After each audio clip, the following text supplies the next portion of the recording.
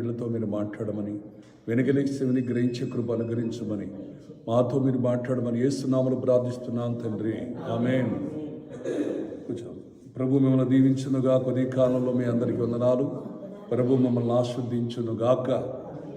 Bible గ్రంథంలోంచి 91వ కీర్తన 7వ వచనాన్ని జ్ఞాపకం చేసుకుందాం.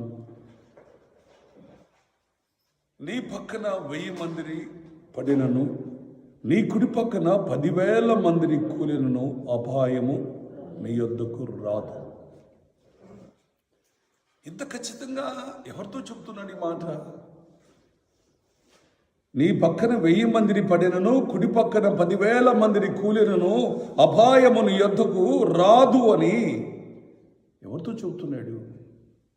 ఆ రోజు ఇశ్రాయేలు యొక్క ప్రజలు ఐగుప్తు దేశం నుంచి నడిపిస్తున్నప్పుడు వారికి ఇచ్చిన వాగ్దానం ఈరోజు నీకు నాకు నీకు ఇస్తున్నాడు. ఎప్పుడు నువ్వు ప్రభువును నమ్మి ప్రభువునందు విశ్వాసం ఉంచి ఆయనందు విశ్వాసము కలిగి ఉన్నావో, నువ్వు నీతిమంతుడిగా మార్చబడి ఉన్నావో, నీ దగ్గరికి ఏమి రాదో తెలుసా? అపాయం అనేది నీ దగ్గరికి రాదు.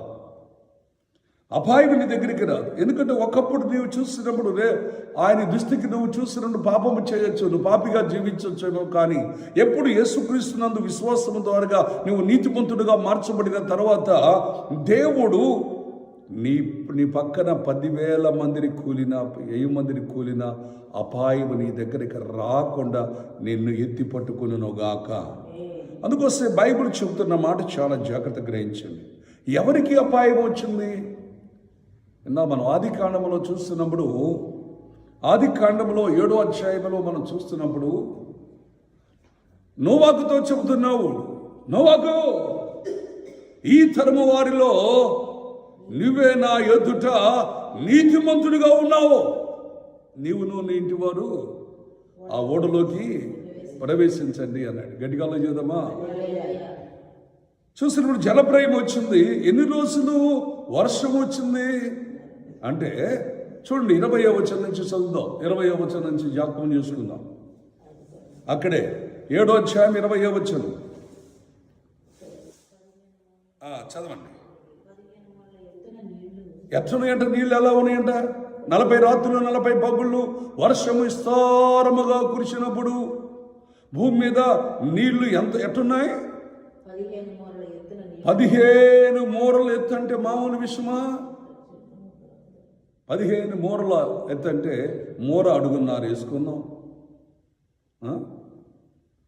15 అడుగులు 15 అరలు ఎంత? 7.5 అనుకుందాం. అప్పుడు ఎంత? 22 అడుగులున్నర హైటు. అంత అంటే ఇంకా భూమి మునిగిపోయింది, పూర్తిగా మునిగిపోయింది, పూర్తిగా మునిగిపోయింది. చదువు. పర్వతములు మునిగిపోయిను, పక్షులేమి, పశువులేమి, ముఖములేమి, భూమి మీద పాకుతున్న ప్రతి పురుగును, సమస్త శరీరాలను, సమస్త నరులేమి. ఎందుకని చనిపోయారు. కానీ ఎవరికి అపాయం రాలేదు. నీ పక్కన 1000 మందిని పడినా, కుడి పక్కన 10,000 మందిని కూలినా అపాయము నీ వద్దకు రావటానికి. ఎందుకంటే నోవాకుకు ఎందుకు అపాయం రాలేదు అంటే ఆయన దేవునితో నడిచిన వాడు గనుక, ఆయన నీతిమంతుడు గనుక. అదే అపాయం వచ్చిందమ్మా. నీతిమంతుడిగా ఉన్నంత వరకు అపాయం నీ వద్దకు రాదు. అందుకోసం అక్కడ అంటాడు, ఆయన మాట చెబుతున్న మాట చాలా జాగ్రత్తగా గ్రహించండి. అక్కడ 8వ వచనం అంటాడు, నీవు కనులారా చూసుచుండగా భక్తిహీనులకు ప్రతిఫలము కలుగును. 91వ కీర్తన 8వ వచనంలో చూస్తే ఈ మాట అంటున్నాడు. ఏమంటున్నాడు ఇక్కడ? నీవు కనులారా చూస్తున్నప్పుడు,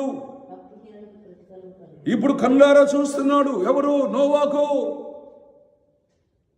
నోవాకు జాలి ఎక్కువేమో అని పొరపాటున కిటికీ తీస్తేనే ఒకే తలుపు పెట్టను అన్నాడు.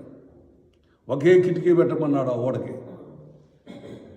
ఒకరి జనసమూహం మొత్తం కూడా చూస్తున్నప్పుడు నెలలో నోవాకు ఓడ దగ్గరికి వచ్చి, నోవాకు కొద్దిగా తలుపు తీయ అంటే తీస్తాడేమని బయట నుంచి దేవుడు ఏం చేశాడంటే సీలేసాడు. బయట నుంచి సీలేసేసాడు. అందుకోసమే నీవు నీతిమంతుడుగా నీతిమంతురాలుగా ఉంటున్నప్పుడు, నువ్వు దేవునితో నడుస్తున్నప్పుడు ఏమి రాదు నీకు. నీ పక్కన 1000 మంది పడినను, కుడి పక్కన 10,000 మంది కూలిపోయినా అపాయము నీ యొద్దకు రాదు. నువ్వు కనులారా చూస్తున్నప్పుడు భక్తిహీనుడికి ప్రతిబలముగా వచ్చింది. భక్తిహీనుడు నశించిపోతూ ఉంటాడు. ఎంతోమందిని తాగి తన నిబంధనలు మర్చిపోతున్నాడు, భార్య అనేది మర్చిపోతున్నారు, పిల్లలు అనేది మర్చిపోతున్నారు, తల్లిదండ్రులు అనేది మర్చిపోతున్నారు. తాగి తాగి తాగి తాగి తాగి తాగి హఠాత్తుగా ఎక్కడ పడితే అక్కడ చనిపోతున్నాడు. కొంతమందిని చూసినప్పుడు వాళ్ళు ఇష్టానుసారంగా నడుస్తూ, వాళ్ళ ఇష్టం వచ్చినట్టు ప్రవర్తిస్తూ, పాపంలో జీవిస్తూ అపాయం యాక్సిడెంట్లు చనిపోతున్నారు. అనేక తెగుళ్ళు వచ్చి చనిపోతున్నారు.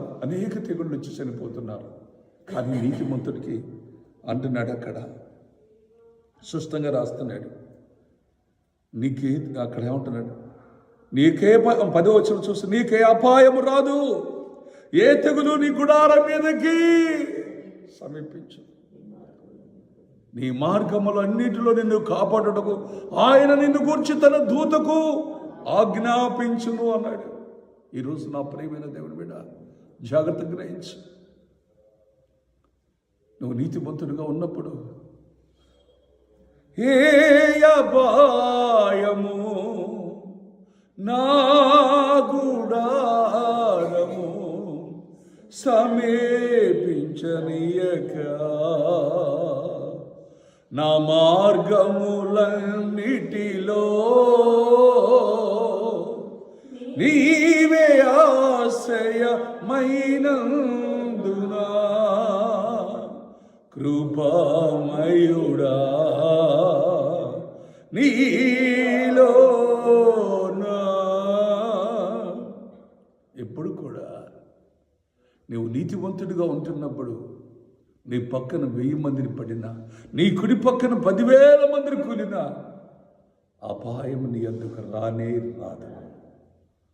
అపాయం నీ అందుకు రాదు.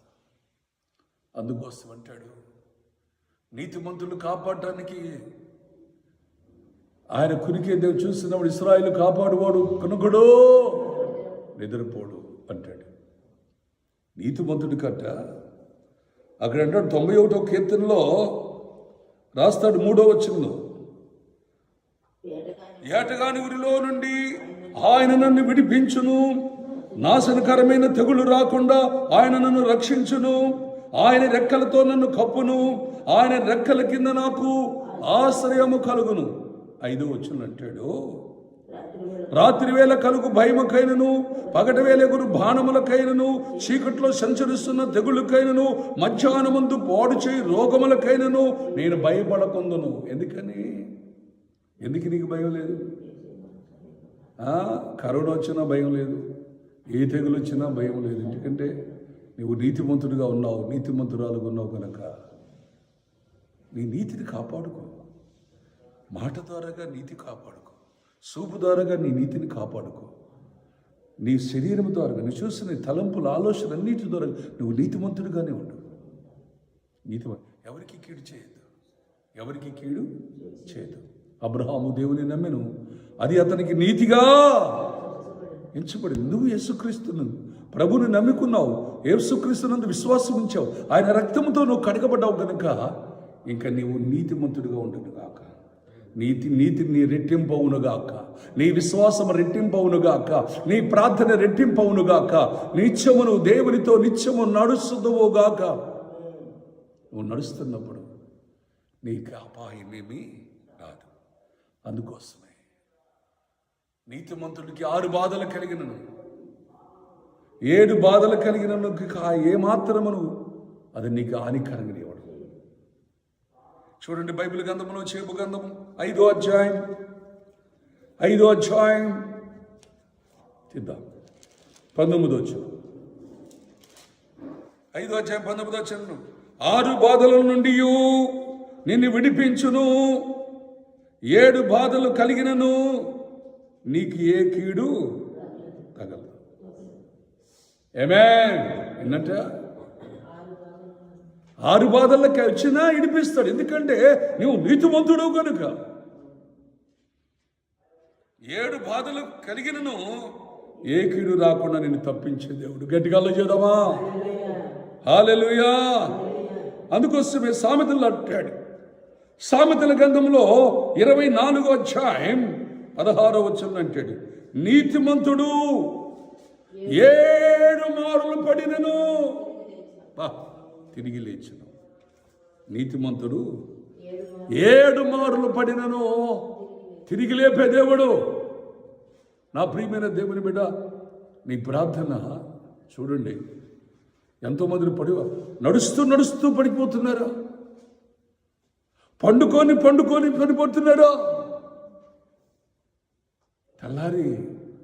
తెల్లారి చూస్తారో కూడా గ్యారంటీ లేదు. నిత్యము నిన్ను కాపాడే దేవుడు.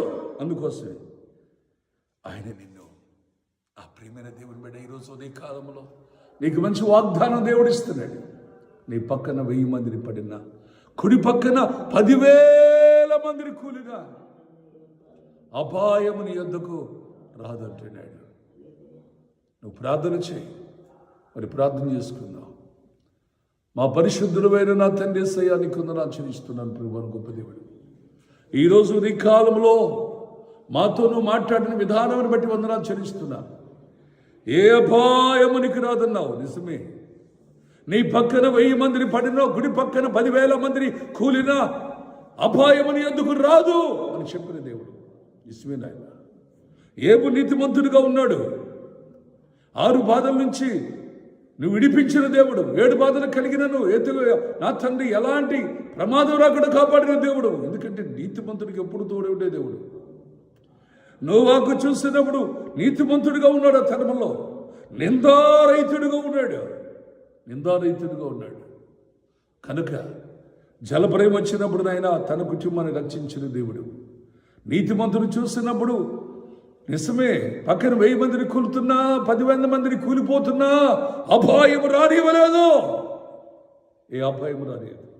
ఈరోజు నా తండ్రి, ఈ వాక్యం వింటున్న ప్రతి ఒక్క బిడ్డ నీతిమంతుడిగా ఉండునుగాక, నీతిమంతురాలుగా ఉండునుగాక.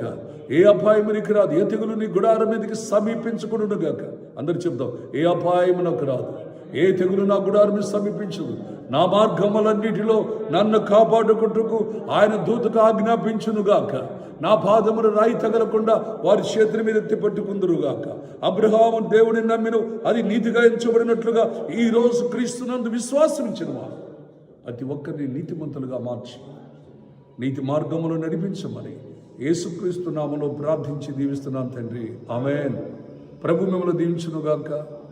మరి క్రిస్మస్ ఇంకా రేపు ఒక్కరోజే ఉంది కనుక అందరికీ కూడా క్రిస్మస్ శుభాకాంక్షలు తెలియజేస్తున్నాను. ప్రభు మిమ్మల్ని దీవించునుగాక. God bless you.